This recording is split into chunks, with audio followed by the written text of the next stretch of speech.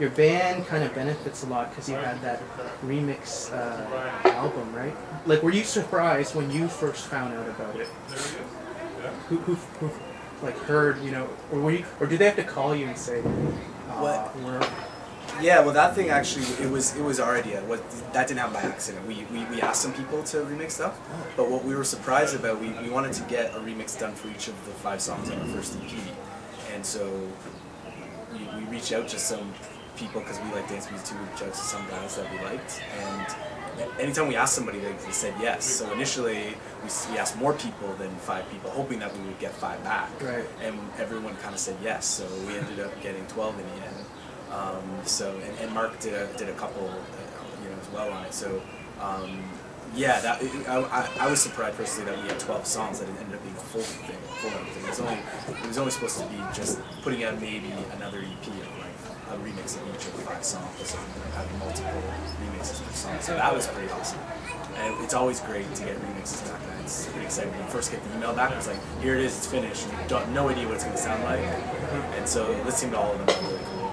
Did you, so were you quite happy with kind of what came out of it? Because I'm sure it got you a lot more different kind of attention than maybe like the indie circuit kind of. Yeah, it was cool to hear it pop up on some guys and some DJs in Brooklyn. It ended up on some kind of live recording of the DJ at some party somewhere, and it was cool when you hear about it getting played, you know, in Europe or whatever, in certain blogs and stuff. Yeah, it's cool.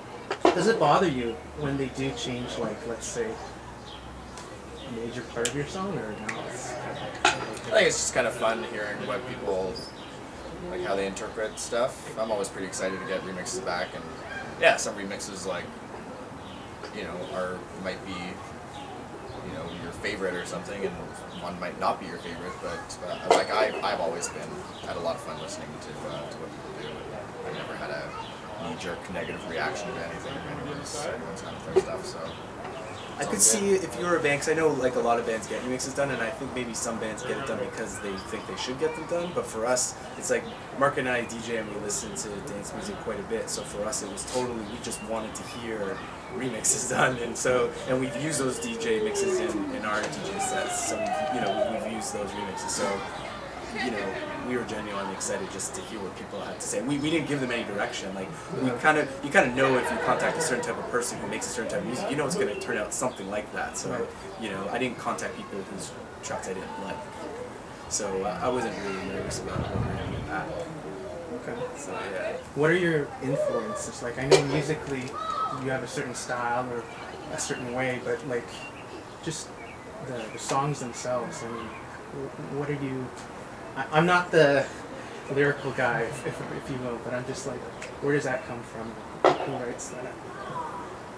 Yeah, well, I mean, some of our early songs, Martin, you had a specific inspiration in some of the earlier songs. You want to touch upon that? Yeah, I don't know. Like a lot of it, like a lot of the music, I think gets written first, and some stuff just comes out of a stream of consciousness, and yeah, just inspiration kind of comes from wherever, and you just kind of get a tiny little idea, and it just kind of blossoms into, you know, a big idea. And sometimes you got to work on a song for way longer than like another time. You know, sometimes you'll sit down and just be able to write a song about a relationship or whatever in 10 minutes. You know, and sometimes you'll be working on a song for months and months before you think it's right. So it's kind of always different. Other times it gets written on a balcony, you know, like all 4 of us are chilling. During an interview. Yeah. Wait, I'm half done. Featuring Jason Chu. Yeah. I need a pen and piece of paper. I got an idea. Yes.